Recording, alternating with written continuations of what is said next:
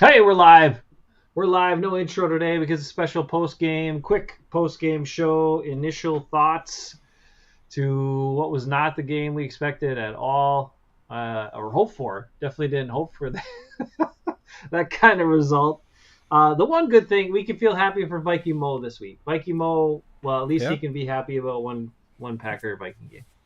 he was at the game, so Yeah, he got to have a good time. Apparently, I mean, I did not have a good time watching this no, game, but I didn't either. I didn't like it at all. It was very, it was pretty very sad. much, very much not what we expected. Because Well, I don't know about then, that. well, hold on, because we talked about this, and the Packers have talked about this. They talked about AJ Dillon, Aaron Jones being two of their best guys. They've talked about, oh my gosh, we got this banged up offensive line, and all these guys that we don't really want to starting on the offensive line. How do we make life easier for them, right? That you would think you game plan for that. You got 2 weeks to game plan. And number three, you have all of these new receivers trying to work with Aaron Rodgers and the way he likes to play football. And so you would think you would game plan to play to what are the strengths of that scenario, make it easier for the offensive line, make it easier for all these new receivers, and use two of the two best running backs in the NFL. And what happened? When they did use them, they moved the ball. It worked pretty good. Worked pretty good. I mean, let's take a look at some stats. I'll tell you what we got. AJ Dillon, 10 carries for 45 yards. That's a 4.5 yard average. That's 10 carries. 10 carries. And here's this: Aaron Jones, 5 carries for 49 yards. That's a 9.8 yard average. A.J. Dillon, 5 receptions for 46 yards on 6 targets. Aaron Jones, 3 receptions for 27 yards on 5 targets. And, of course, we know A.J. Dillon had the 1 rushing touchdown. And I want to just talk about the 4th and goal play because I've heard a lot of things, Just people saying that, you guys always want them to run the ball when they get into the red zone and blah, blah, blah, blah, if they're blah. going to block people, yeah. Right. But We when you're line them going up to to take block. the dumbest thing about that whole play, Hmm. and you pointed it out to me on when we were talking. Yeah. Big Dog lines up way outside for reasons nobody knows because he's not fast. Nope. Nope. And I don't know and even if it was a pass play, what was he going to do? I don't know. Then he moves Right. back in motion, but he stays in the slot. He does not come right alongside the tight end or the left tackle. He stays in the slot, which is not anywhere near the left tackle. The other thing is A.J. Dillon, who, let's face it, is a downhill runner for the most part, is in shotgun next to Aaron Rodgers, which means he can't get ahead of steam to get started, which would help him get 1 yard, I think. We've seen him plow over defensive. Matter of fact, later on in the game, when he got his touchdown, he got stuck at the 1 yard line, but he had a head of steam and he plowed right over 2 dudes to get in there. So Yeah. we know he can do it, Yeah. but not from a dead stop. And the other thing was the whole offensive line, instead of double teaming at the point of attack, they did this stupid everybody slide over this way when they only have 1 yard to go, and nobody blocks Zadarius Smith. And the other part was Myers, I don't know what he was doing. He didn't double team help, and he also didn't get the middle linebacker, or I don't know if it was middle linebacker or safety or whoever it was, that was coming straight up the middle. Because I think he was supposed to double team, then he's like, oh crap, I didn't. And then he went back to go double team, and then he just missed that guy. So that guy was in the hole. A.J. Dillon can't go anywhere. And then Zadarius Smith, nobody blocked him, so then he grabbed A.J. Dillon, so he couldn't pump his way forward. Right. Because he got stopped from the front and stopped from the back. You're From taking 2 guys who didn't even get blocked on a 4th and 1. right, and what you're doing in that scenario is you're taking what should be a simple play, Yeah. a simple play you want to win. Okay, 1 yard. You want to get 1 yard. We're gonna seal up.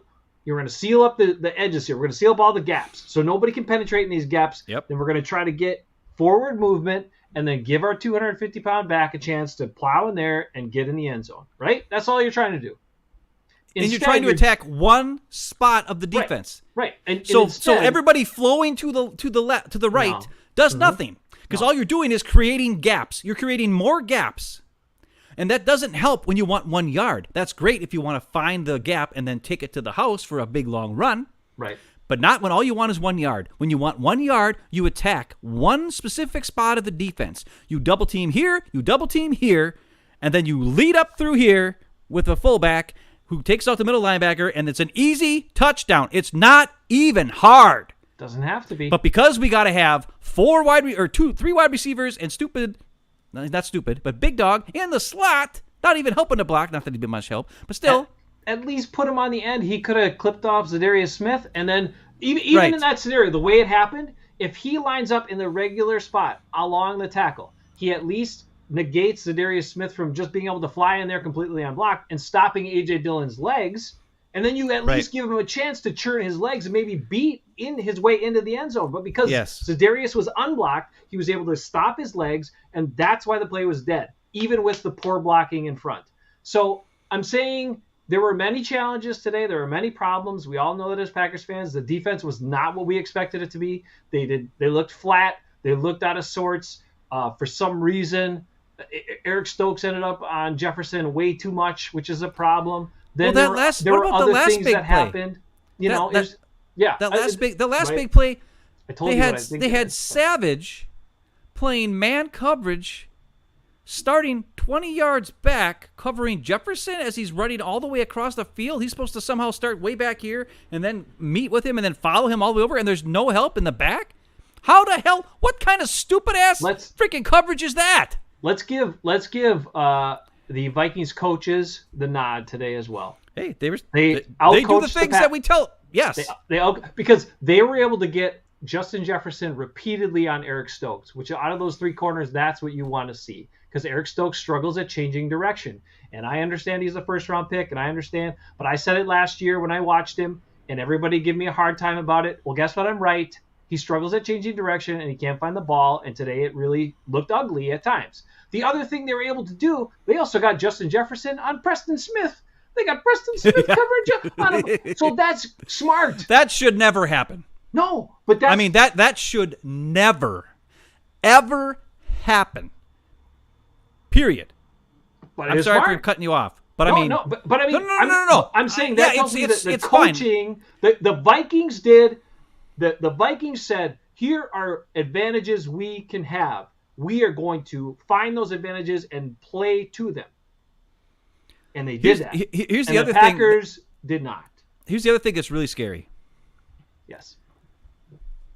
Sorry to get so mad. I don't know what Stokes exactly is. Is he a man coverage guy? Is he a zone coverage guy? He's a guy that as long as the play is in front of him, he does fine. Then he's a zone coverage guy. If he's got to turn his back, but it's he bad doesn't. News. But he doesn't cover the guy in his zone. So he's really not a zone coverage guy. I don't know what he is. He's got to play soft and be able to attack what's in front of him. That's when he's good. Well, they played a lot of zone today. A lot of zone. I know. And we just got lucky a couple times that Cousins threw the ball to the flat, and then Rasul Douglas was there to make the tackle 4 times today. And Sewell started out slow today, and we're huge fans of him. He looked a little. I don't know. Off. I didn't get to see the first drive, so I have no idea what happened the first drive. He looked a little off. Well, the rest of the game, he was making tackles all over the place. Then he got going, and then he seemed to be more like himself. And and I told you that play that led to a field goal on a big play where Jefferson was wide open as he ran across the field late in the first half. That to me looked like man coverage, and Jair got kind of crossed up and just dropped. And just let him go. But we'll look at the film and we'll figure NFL it out. Plus is supposed to be giving me all 22 film. We'll see if they actually do. Last year it was terrible, but if it does, we're looking at that play. We're looking at every single big defensive play that we gave up, or whatever the Jefferson plays that they gave up, and then even Thielen didn't do anything all game, and then all of a sudden they put Stokes on him, and Cousins is like, oh, Stokes has covered Thielen, sweet, boom, 20-some yard gain to Thielen because Stokes just was so far off him it didn't matter. I'm pretty sure Kirk Cousins knew who he wanted to attack, and he did that, and it was smart. We had other blunders. Look, as Packers fans, we have the right to be upset after this terrible performance. There were a lot of things that went wrong. There's plenty of blame to go wrong, around, I should say. But like Ben pointed out, and like Ben and I, we talked about this. We talked about this on our new Friday radio show. We talked about this other times. We've talked about this. A.J. Dillon, Aaron Jones. And we just explained it off the top. When you come into the game, you've got an iffy wide receiver situation. Robert Tonyan's just coming back. Your offensive line is kind of a mystery and a mess. But you got these two guys. I understand Aaron Rodgers is 2-time reigning MVP, blah, blah, blah. However, what's the simplest thing? What's the most effective way to have productive offensive performances and offensive drives. Use those 2 running backs. When they did, it worked well. When they didn't, it didn't work well. Simple as that. And there was some pressure, but here's my question about the pressure. Okay, sometimes there was pressure on Aaron Rodgers. The guys got beat bad, but how do you counter that, right? You also have to know, right? He's a vet. He knows what's going on, and everybody talks about how smart he is, and maybe he is that smart. But if he is that smart, he should also know who's blocking in front of him and how he's probably not going to have that much time to do some of the things where he wants to buy time and run around and hold the ball forever. So be smarter and get the ball out and run plays to get the ball out. But that also was not done frequently enough, and so it resulted in him taking a lot of big shots, fumbling the ball, throwing a pick. Like, bad stuff happened, and I'm sorry, I can't expect much more out of Royce Newman than what I saw today. Like, there were times where he actually held up okay. Now, granted, he was going against Zadarius Smith on some of those plays, and that's where Zadarius made a couple of big plays, and then he was doing his normal, like, I'm going to take a while off now because, I just want to make a splash here and there and make everybody see me. And that's what the fans love, and that's what they'll remember. So I'm hoping the Vikings throw a bunch of money at Zadarius and can have him on the team for a number of years, because he'll take your money and only play hard like a handful of times a game. That's what I hope. Well, listen, I mean... Randy's here. Randy, how are you? Hey, Brandy, what's up? Not a great showing. Passive defense, you don't like it? We don't like it either. See, and I don't quite understand. Here's the thing that scares me about what they were doing. Mm-hmm. Is when we went to practice, okay, now, granted, it was the Packers' offense, so we know they're bad at pass protection, but... True. It seemed to me like there was 0 passing lanes. Guys were getting into things. Like, they were getting pressure in the backfield right away. They were taking away passing lanes. It was really good. Now, we don't have Justin Jefferson and Adam Thielen as wide receivers on this team. But they also seemed to play closer to the line of scrimmage. They weren't so scared and sitting back so far. And, I mean, Quay Walker, I thought, had a couple awesome, like, he had a couple good hits in there, but then he got hurt, so that sucked. But, I mean... I thought he was going to get hurt in that one tackle, the way his arm, like, got all locked under. I was like, good thing you're 20-some years old, dude, or you'd be in so much pain right now. But maybe he did mess it up on that play. But he had a strong performance. Like, I like the way he was playing. Yeah. I mean, I want to look at the film. I want to see just what they were doing. Yeah. But it seemed like, it was a lot of zone coverage, which didn't impede the routes. So there was a lot of, like, deep crossing routes and stuff like that the Vikings were doing, where guys were running from one side all the way across, and by the time they got to the other side, nobody was there. Like, because people would come through the zone, and the guys would go with them in the zone, and then the other guy was supposed to come across, and he didn't come in time to cover him, and he went right past, and there's nobody left because they went with the other receivers out of there. It seems like half of them were playing man, half were playing zone, or they were playing like a zone man concept. But what that leads to is easy getting off the line for the receivers. No chucking them, no beating them up, no slowing them down, no messing with them, and all that kind of stuff. And it just led to wide open dudes all over the place. This was Justin Jefferson's most prolific receiving day in his career so far. Just so everybody knows. Why does those have to always come against the Packers? Like, what the heck is going on? Well, and he's has the most yards in the first 2 seasons of an NFL wide receiver in the history of all time. And this is his most receiving yards in a game, period. So we took the guy who was the greatest first 2 years in the league and even outperformed that against us in the week 1. And this defense was supposed to be so great. So what happened? Why did we not double team him? Why did we not get in his face? Get in his face, hit him off the line, and give a safety help over the top, have man coverage on everybody else. Not this zone. They sat back in this zone. It looked like Mike Pettin again. Yeah, everybody just sat back in the zone and do nothing. Sorry, I didn't mean to jump in there, but there was that one point Kirk Cousins had 153 yards passing, 111 were to Justin Jefferson at that point. I mean, you knew they were going to feature him coming in, and if you didn't, by the time it got to that, you should have made some changes. The big thing with all of it is, look, the defense, it was a bad showing all the way around, except for Pat. Oh, our punter was good. I told you that. Our punter had some good kicks today. Give him some cred. And apparently Eckes was saying that Mason Crosby hit the end zone a couple times on kickoffs, so he I don't didn't get many opportunities, but at least maybe his leg looks a little stronger after the rest. But and Quay Walker flash, the defense got better in the second half. Coming out in the second half, right? Because they did look kind of flat and kind of dead, and there wasn't a lot of energy. Well, but looking at when they showed the sidelines at the end of the first half after that interception, every single player looked like they had zero hope. And this was just halftime. Now, they hadn't scored any points. I understand that. They were down 20-0 or whatever it was. But still, every single player looked like they had zero hope. And that scares me. Because you can look at Rodgers' eyes in the middle of the third quarter after the fumble, and he already had given up. In his eyes, you could see he had already given up. Just like he did in the playoff game against Atlanta. Just like he did in the 2018 season when he threw the ball away 50-some times, the most he's ever thrown a ball away in his whole entire career, so that Mike McCarthy would get fired. Well, I don't drink brandy, so that's great. That's a fair point. You're but anyways, right. Go ahead. What I'm saying is, I'm just saying, like, something the team doesn't believe because they have not been in that situation together. They haven't been able to move the ball.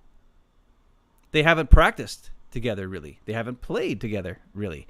Aaron Rodgers wasn't there all offseason to work with these guys. Greg makes a really good point. Some of those plays, he says right here, 12 also doesn't give his wide receivers a chance unless they're wide open. Put the ball in tight windows, number 12, which sometimes you got to do. And Kirk Cousins did. Other guys do it. Sometimes he had wide open windows, didn't even matter because their guys weren't they weren't even anywhere near him.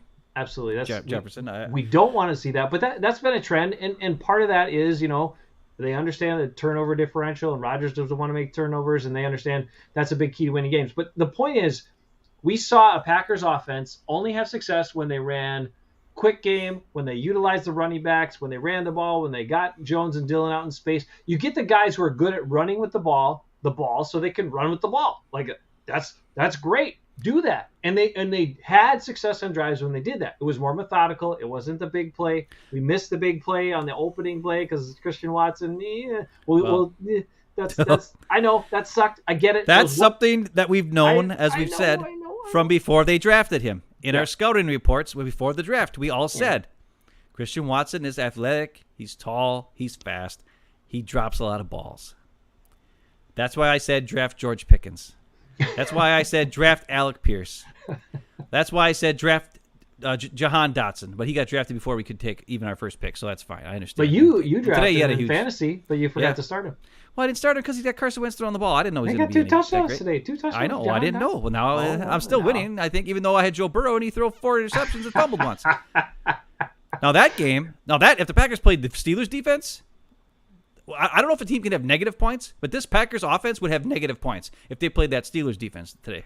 Because that Steelers defense was insane. I watched that Bengals Steelers game today, and it was crazy. It was crazy how they just attacked. They were aggressive. They were aware. Batted balls. I think it was 8 sacks, 4 picks, a couple of fumble recoveries. It was like nuts.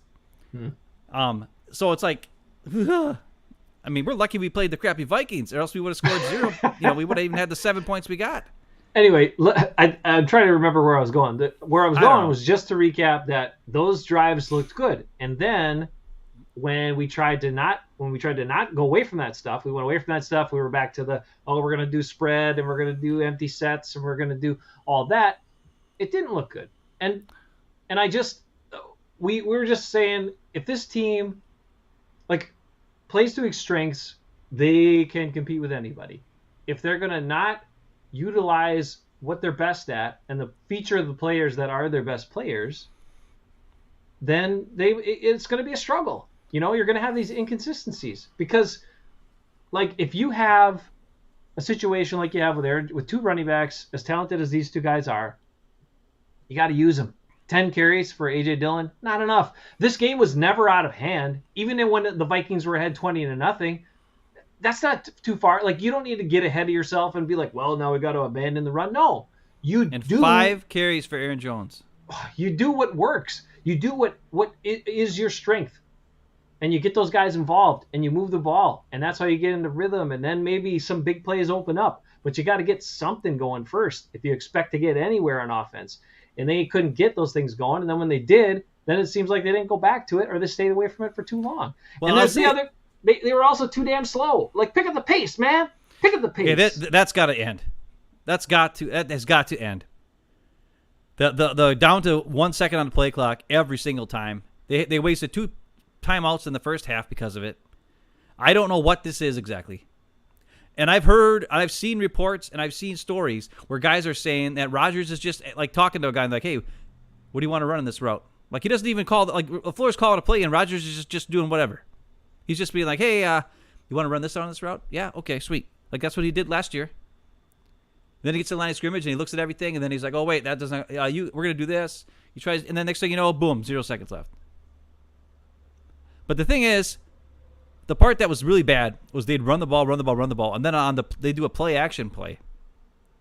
And for some reason, almost every single time they did a play action play, the offensive line let a guy right through the middle, and Rodgers had no time. Like, he did the play action fake.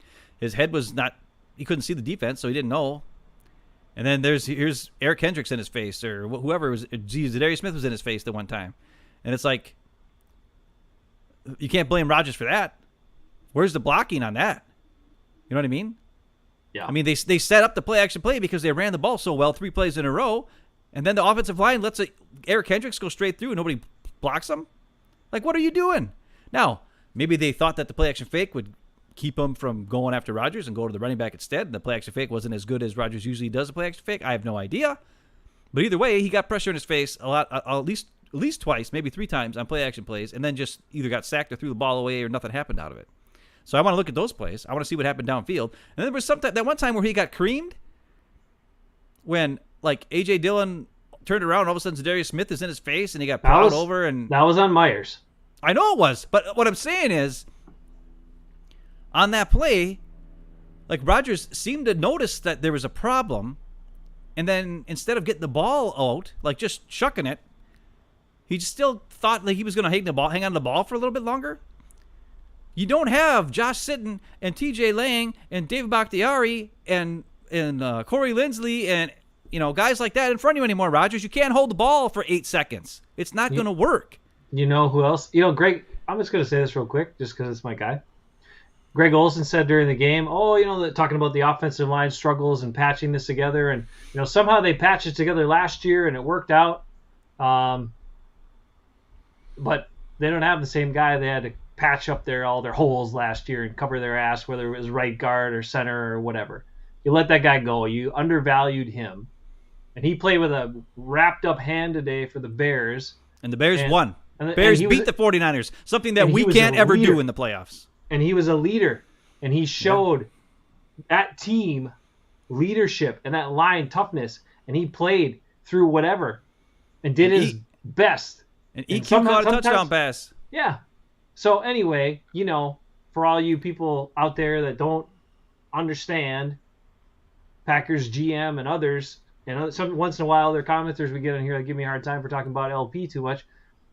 The dude's a football player, and he's a hell of a leader, and he's the freaking glue guy that was on this team last year. They held the offensive line together, held the team together, and he was the first one, even though he wasn't in the game anymore on the Bears' last touchdown, he was the first one to celebrate with all his teammates. So, you know what?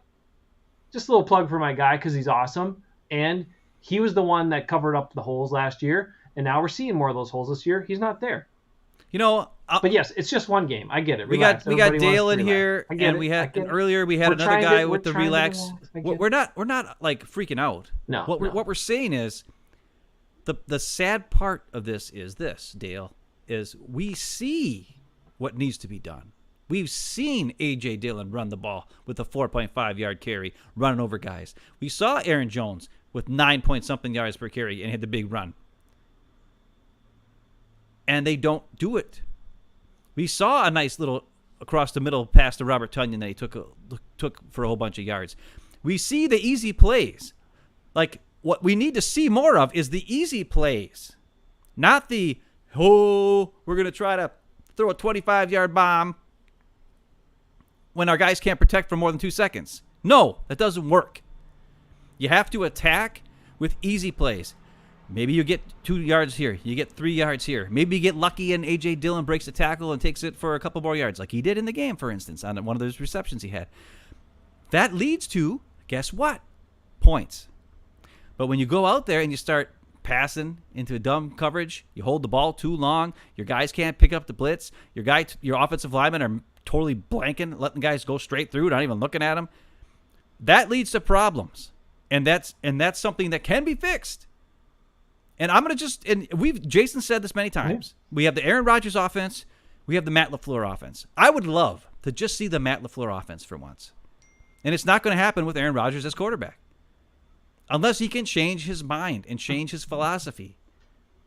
And everybody keeps saying to me, but Aaron Rodgers is a 2-time MVP. He's the greatest ever. Blah, blah, blah, blah. Okay. You know what? He is really good. He does have a great arm. He can make all the throws. He can recognize things. But sometimes it's a detriment to him because that's all he wants to do is make the big throws. Sometimes just make the easy pass. Kirk Cousins had a crap ton of easy passes today. He ran an offense. His guys were wide open. Yeah. He took dump-offs. He took the 5-yard out, which then led to a crossing. Okay, and then also getting on the defense. Where's the pass? Where's the pressure? Exactly. That was. I mean, we watched Darius Smith disappointing, not even get blocked, and our guys can't get like a little bit here and there, but hardly anything else. Like Dean Lowry broke through that one time, but then it was a completed pass. Then it went for a first down, so it didn't matter. Even though he got through it, he didn't get to the quarterback because quarterback. Let's finish on that. Let's finish on another thing. Then go back to the defensive pressure. So you're right. We talked about that. Aaron Rodgers at this point with this team, right, especially early on in the season, until they get into a groove, maybe they can develop, more chemistry with the passing game and the line settles down and all of that. Okay, then maybe you can get more into some of these things that he likes to do. But for this game, in this situation, with all these guys out, with all these new receivers, he had to take a back seat. He had to be smart enough to say, okay, to win today's game, I got to take a back seat. I got to use A.J. Dillon and Aaron Jones and my tight ends, Robert Tonyan, and then sprinkle in some of this other stuff. And then I got to pick my spots. And when I pick my spots, I got to be on point, which he can be. He can be awesome and be on point. He had a great throw to set up the touchdown to Romeo Doubs, and it was just a quick in-cutting route. Ball came out on time. It was a laser throw. Doubs caught it. It was down at the 1-yard line. That set up A.J. Dillon's touchdown. That's the way he needs to play under these circumstances. And he did that at times, and then at times, and he's like, okay, I got to be the MVP. I got to throw the ball a lot, and we got to do it. I got to hold it and make some magic play when Royce Newman can only hold the guy for so long. And, Jake Hansen and Josh Myers, and, oh, man. Hey, a bright spot on the offensive line. Zach Tom came in today, I think, with a Runyon injury, and he did okay. He did pretty well. He needs to play. He needs to play. If Runyon's back, he needs to play. Hansen or Myers need to be out. I don't care which one, but Tom needs to be on the field. And then if Bakhtiari Jenkins come back, Tom still needs to be on the field. He needs to be the 5th offensive lineman. He's their 5th best guy you have, period. He doesn't screw up. He's super smart. He's athletic enough to move in space, which is what they want to do by moving the offensive line here to there. He knows how to stay with this guy. He also understands leverage. So if he's lost leverage, he'll let the guy keep going in that direction and just guide him out of the way instead of trying to hold him where he is and then get beat. He's a good player, and he needs to be on the field way more than these other two guys. So, listen, I don't want to be on too long today. No, let's go. Let's finish up with the defensive line pressure. I'm going to look at the film. Hopefully, are we going to do a Tuesday show like we usually do? What time are you going to start that? Yeah, if you're willing to do it, we can do it. Like 8 o'clock, okay? Or? 8 o'clock Tuesday, okay. 8 o'clock Tuesday. 8 o'clock. Hopefully, I'll get some all-22 film. I want to look at some specific plays. I want to look at a couple of the big plays that happened on defense to us, and then also some of the plays where Rodgers didn't pull the trigger, and I want to know why. And he dumped off to the back, or he got sacked. And I want to know, was there something there? Was there not something there? Like, why is he not throwing the ball on these play action plays? Because some of the play action plays, there wasn't a guy in his face right away. It was like a little bit later. He had to wait a little bit. The guy was there, and he looked downfield, didn't throw the ball. I want to see on the all-22 if somebody was open, and he just wouldn't take the shot. So I don't know. But And yeah, also, defense. You want to talk about defense? on those plays, I also want to see like what the different receivers and the different pass patterns were. What were people 22. running? The L-22. Yeah, because did the early drop by Christian Watson affect his decisions to throw to him or not later in the game? I don't know. Right. He didn't get a target for a very long time until very late in the game. That was only his second target of the game. So, but anyway, was Sammy Watkins getting open? I don't know. We'll look at all that stuff. But again, coming into this game, we said also a key for the Packers to win is pressure on Kirk Cousins. If you just let him run an offense like that and have time, he's going to be great. He was. If you get pressure on him, he curls up in his little turtle shell and lays down. He did not get enough pressure, and that was disappointing. Preston had some good rushes early, and then he seemed to disappear. Gary, I think, was getting held quite a bit, but he's got to find a way to fight through that. And the inside pressure, like Bradbury got beat a couple times by Kenny Clark, but not nearly enough. Where's Devontae Wyatt? Like, dude, you're a first-round pick, this athletic, fast dude, and I saw him in some plays, but I didn't see a ton of effort. Like, if you're coming in for a spot play, if you're Inigbare, if you're Wyatt, if you're any of the guys that are like the rotational guys that come in for 20 plays a game, you should be max effort every single one of those plays, right? I want to see it. I didn't see it. Disappointed by that part. Well, there's a lot to unpack with what we saw today, and most of it's bad. So we'll just have to see what we can do here, but a lot of it's correctable, like we said. But the thing is, I don't know. If the offensive line just is bad. But there are still things you can do. You have to, Ben. The team has to understand what they are, right? You got to be in everything in life to succeed. You got to look yourself in the mirror and you got to be honest. What am I doing well? What am I not doing well? Right? How do I maximize what I've got? And so if the Packers stink at sustaining blocks, well, let's do quick game. If the Packers aren't that great at some of these flow line concepts, then let's change the blocking scheme. Like, you can make adjustments to maximize the players you have and what they bring to the table. And then the other key part is run the quick screens to the guys that actually have agility and can get going. Robert Tonyan trying to get a quick pass and then do something with it, not the right guy. Robert Tonyan running up the field and catching a ball, great, because he's got speed and he can run away from people. But it takes him a while to get kind of going. So if he catches that quick out and he's got to be the screen guy to start getting the engine going, it takes too long. But a guy that's quicker and shiftier and can get started quicker, give that guy the ball in that scenario. Like, come on, it doesn't have to be so hard. And they got to figure that out. And then those adjustments can be made. And, of course, not enough 28 and 33, 28-33, 28-33. Let's go. Jeez Louise. And they got to figure out what they're doing on defense. Yeah. I mean, it was ridiculous. Congrats, Vikings, today. Yeah, Vikings played great. And and LaFleur got out-coached. Mm-hmm. And Rodgers got out-coached. Because if they're going to have two offenses, that means Rodgers is a coach too. So he got out-coached as well. Rodgers fans out there. Any adjustments he made didn't really seem to pan out today. Not really. So, not look, at all. And, we knew Za'Darius was going to be up, and we knew he was going to make a couple of splash plays. We didn't realize they weren't going to block him some of the times. Half the time. But he did time up some of those things. Like, he got the pressure on that one rush up the middle, and, he did some stuff. Danielle Hunter's a good player. Harrison Smith. Harrison Smith was all over the place, and he attacks plays. He hits hard every time he tackles. Yeah. You notice that? He is like a mass. Like Attacks compare him to Amos and Savage. Yeah, that's another guy we could have drafted. It's true. We also sat there before the game started and watched how we could. I know you heard his peck late in the game, but we could have drafted T.J. Watt sitting right there in front of us. We don't want to talk about that either. Oh, Corey would get so mad. Okay. T.J. Watt took over that Bengals game today. He just destroyed him. Okay, so a lot to unpack. We'll tell it to you straight like we always do, and we'll kind of evaluate, and we'll look forward to connecting with you guys on Tuesday. And guess what? Who's our next opponent? The Bears. And who do they win? They beat the 49ers. We can't beat in the playoffs. Hello. That's a little concerning. In some ridiculously horrible conditions too. I mean, just raining, so wet, and sloppy, and just awful to play football in that. But they found a way to get it done. It wasn't pretty, but they came back. They came back in the game. They were trailing. They came back and they found a way to get it done. They were terrible in the first half. Yeah. Just terrible. I mean, Justin Fields, there was a point where I don't think he had like one completion, but he was running a lot more in the first half. And then the second half, then they had some big pass plays that kind of got him going. There's one play where he scrambled, and Lukey Patrick had he had a good block, and then he ran in front of him, blocked him over here, and then boom, that was when they found a guy for a touchdown, and then they had St. Brown wide open for the touchdown a little while later. So, I don't know. The Bears, they didn't look good, but they got the win. So that's better than they could say for us. We didn't look good and we lost. So awesome. And I'm pretty sure the Lions got their butts kicked too. So we're not in last place alone in the division, but we're behind the Vikings and the Bears. We get it. It's just one game, but I just hate. I think I get so mad because I really hate losing to the Vikings the most. I think that it pisses me off the most to lose to the Vikings. I don't really care. I'd rather lose to the Bears or the Lions than the Vikings. The Vikings. I don't know.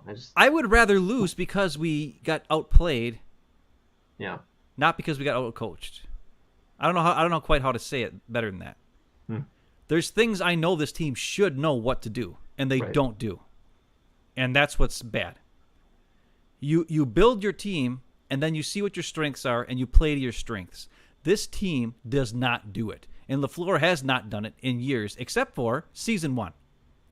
2019, he played to the strengths. What were the strengths? Aaron Jones.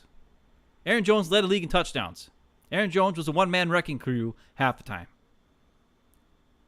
And that was why we won. And then Rodgers got in a meeting with him and said, we got to change the offense. We don't have enough stuff I like to do, which is, throw deep and make me look cool. And then, of course, he won 2 MVPs. So you can't say anything bad about it. If people be like, what are you talking about? You're an idiot. He won 2 MVPs.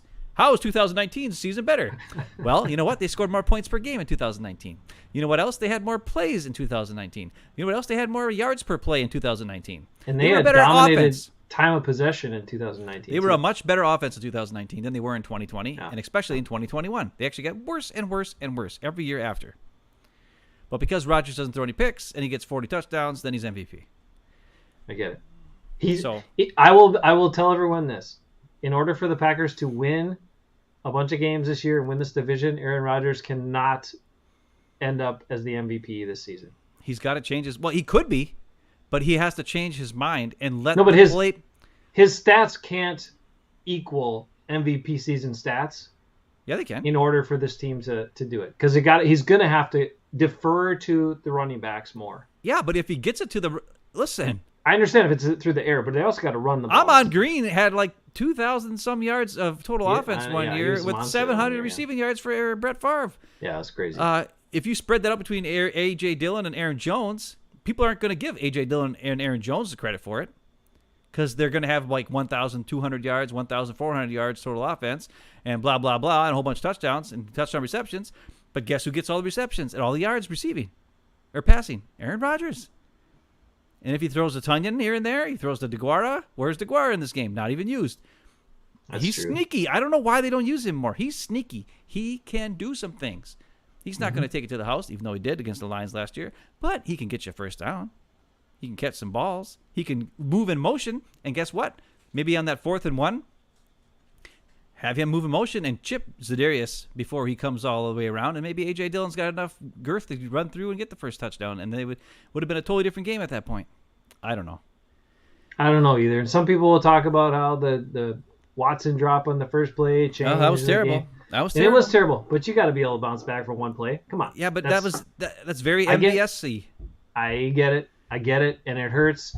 But you got many more opportunities to you got to move on to the next opportunity. Just like if Aaron Rodgers makes a bad decision or a bad throw, well, what? Does that end the whole game? No. Just like if somebody fumbles, does that end the whole game? No. You bounce back. I mean, that's what you got to do. You got to show some fight, some resolve. You got to focus on the next play. You got to do what you got to do to win. Greg says, what did Greg say? He agrees with us. Greg agrees with us. Okay, Greg. Rodgers is the problem. Him and his offense, 2 different offenses, one team don't add up. I agree. It's too complicated. We've talked about it. People don't like us bagging on it, Greg, but you are correct, and we agree too. We think it's too hard on the new receivers to learn the offense and then learn how to adjust everything for the quarterback. The easiest way for everyone to be on the same page is to have everyone learn the same plays and run those plays. Every place I've ever been, whether it was work, whether it was school, college, whatever it was, number one rule, Keep it simple, stupid. It's that simple. Here's the thing. You might be a genius, but I've worked in retail for years. There's a lot of people I've worked with who are dumb. So as much of a genius as I might think I am, a lot of the people I work with aren't. So guess what? I got to dumb it down, make it simple, make it easy for everybody so we can get the job done. When you're the manager of a team of people, some of them take it serious, some don't. Some are young, some are old, some are from different ways of life than you, different walks of life than you, or at different places in their life than you at this point.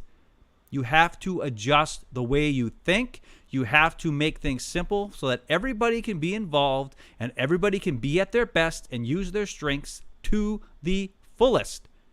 And with the Aaron Rodgers offense, that does not happen.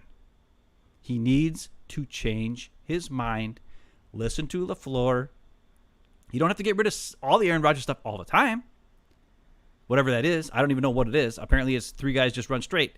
That's a dumb offense if you ask me. I'd rather see some, plays that, route concepts that get guys open like the Vikings did against us. I mean, listen, Justin Jefferson didn't get wide but open all over the field tonight because he just ran straight. The Vikings ran concepts to get him open and confuse the defense. Mm-hmm. Okay? Packers don't do that. Oh, they do sometimes. I mean, they did it on one drive. Robert Tonyan had a nice play. There's a couple of A.J. Dillon. Aaron Jones had one of those swing out. It was a good play. They're doing it on some drives, and then some drives they don't. And then they do it for a drive until they get to like the 40-yard line or 30-yard line, and then they don't. And then what are they doing? So we're going to look at the film. We're going to tell you what happened on Tuesday. We'll have some play breakdowns. We'll tell you exactly what happened so all fans know who to blame. It's not going to be Aaron Jones or A.J. Dillon. Just heads up. Those 2 guys were awesome today. Everybody else, I don't know. Offensive line, Aaron Jones was good.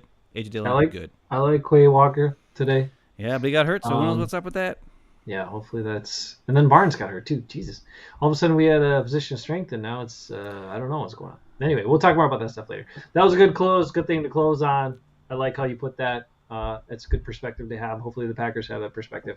Okay, you guys take care. Be good. Tuesday night, 8 p.m., we'll do our game recap after we get a chance to look at film and hear what people say. Interested to hear what the post-game pressers will be today. It's going to be interesting. All right. Be good. It's just one loss, one game. So Packers will be back, and we'll be back to Tuesday night. Tell me why